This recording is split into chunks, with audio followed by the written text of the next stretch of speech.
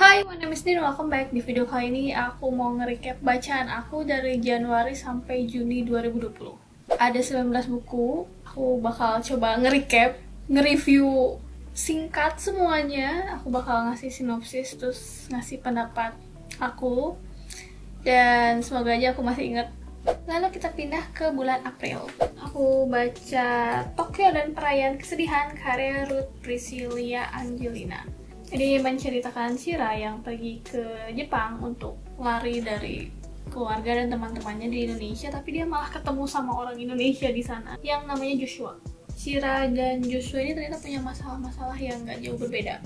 Ini novela yang dilengkapi foto-foto Jepang yang diambil oleh penulisnya, dan ini ceritanya pendek-pendek, jadi gampang banget dibaca, kayaknya beres juga dalam satu hari.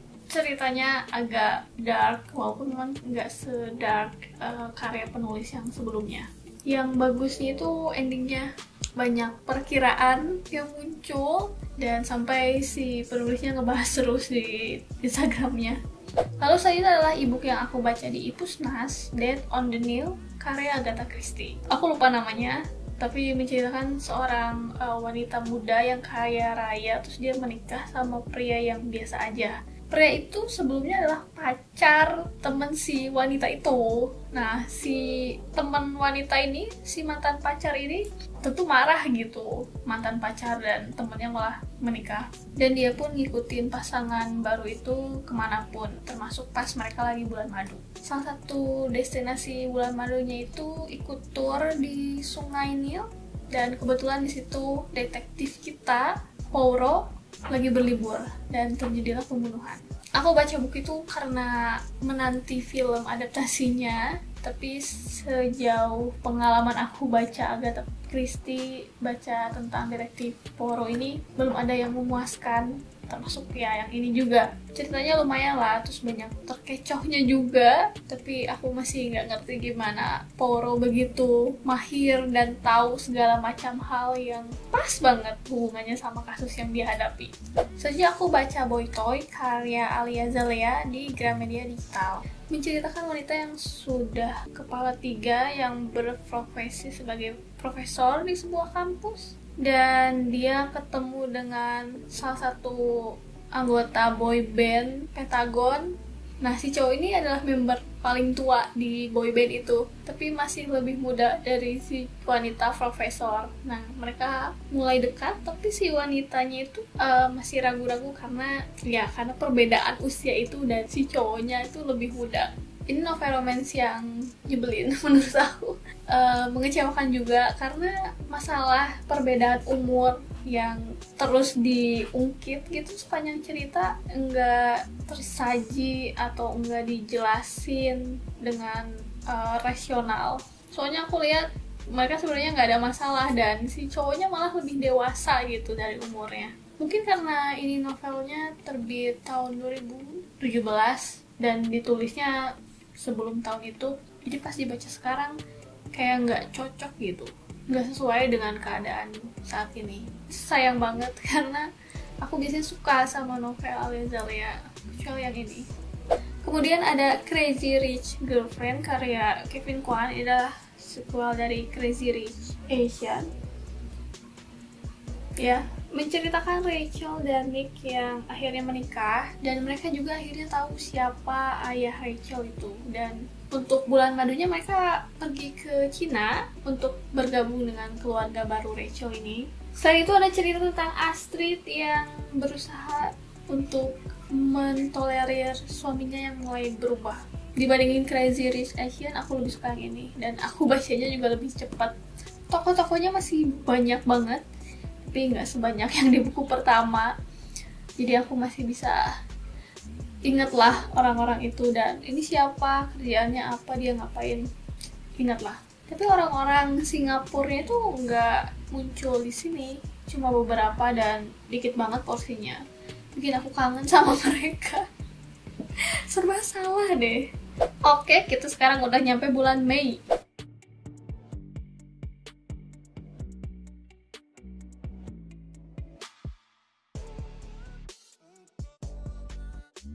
Aku baca baca Cinta Akhir Pekan karya Dadan Erlangga.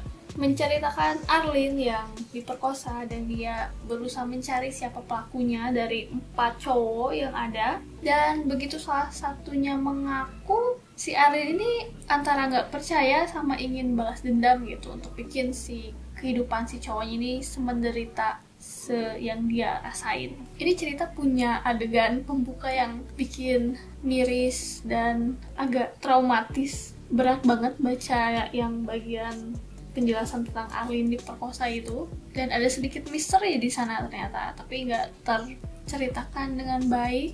Romance dan misteri itu berusaha untuk berjalan bersamaan, tapi malah jadi nggak ada yang explore dengan bagus.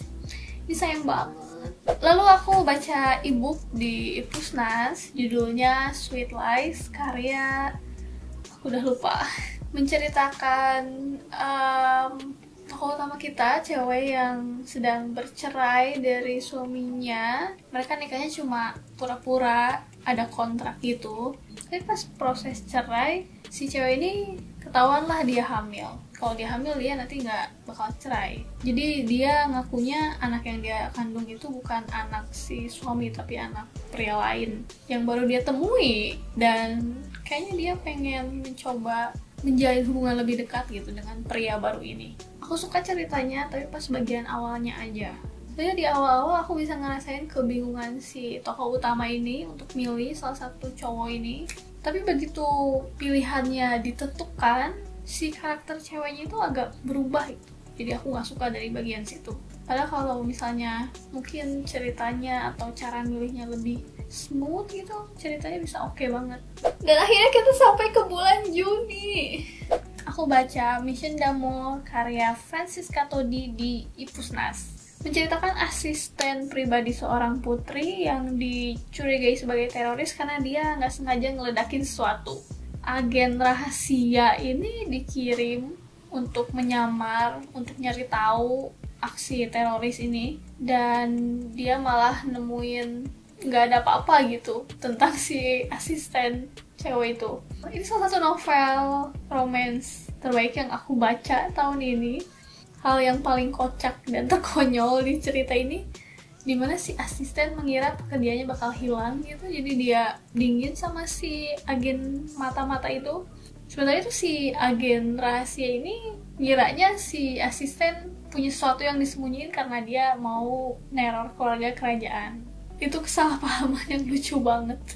Terus aku juga baca Cincin Separuh Hati karya Neti Virgiantini di Ipusnas juga. Menceritakan Nilam yang pura-pura udah tunangan gitu biar nggak ditanya kapan nikah, begitu dia menghadirin sebuah acara reuni. Padahal dia sebenarnya nggak ada keinginan untuk menikah gitu karena sesuatu yang terjadi di keluarga dia, dan kebohongannya itu bikin rumah tangga seorang rusak, dan si orang itu minta Nilam untuk tanggung jawab. Ini novel romance lain yang menyebalkan selain Boy Toy itu. Karena ceritanya itu ternyata berbeda banget sama sinopsis yang ada di bagian belakang bukunya. Ceritanya malah fokus ke keluarganya Nilam, dan cerita pura-pura tunangan dan dia diminta tanggung jawab itu malah cuma jadi alat buat mempertemukan dia sama si pria yang rumah tangganya hancur itu. Nggak sesuai ekspektasi aku lah. Dan buku terakhir yang aku selesaiin di bulan Juni adalah Too Cold to Handle karya Sophie Meloni. Menceritakan Tika yang sedang berusaha mendekati calon tunangannya, Gun. Dan dia ngelakuin berbagai hal untuk menyenangkan dan memenangkan hatinya Gun ini. Tapi Gun ini sedingin es. Padahal ya Tika udah ngorbanin pertemanannya sampai pekerjaannya demi deket sama si Gun. Ini novel romance yang ngasih aku pandangan lain gitu dari cerita perjodohan yang biasanya adem ayem dan begitu indah gitu. Di akhir ini nyeritain lebih ke prosesnya, ternyata yang nggak segampang yang aku pikirin, dan betapa susahnya nyatuin dua orang walaupun mereka sebenarnya udah saling kenal. Di sini juga ada perkembangan karakter yang bagus dari Tika karena dia akhirnya tahu apa yang dia mau. Tapi aku gak suka sama Gun. Enggak. Nah, ini dia buku-buku yang aku baca di Januari sampai Juni 2020. Ini yang versi cetaknya ada 12 dan sisanya 7-nya itu ebook, baca di Ipusnas dan Gramedia Digital. Beberapa udah aku review di channel ini, kalian bisa nemuin videonya di situ. Kasih aku berapa banyak buku yang kalian baca 6 bulan terakhir, buku apa yang jadi favorit, buku apa yang mengecewakan. Kasih tahu aku di kolom komentar di bawah. And if you like this video, don't forget to give thumbs up, subscribe to Heaven, karena aku lihat kalian banyak yang belum subscribe, jadi subscribe sekarang. And thank you for watching.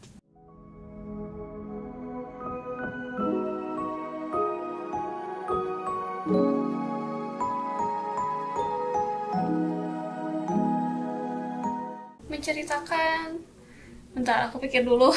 Menceritakan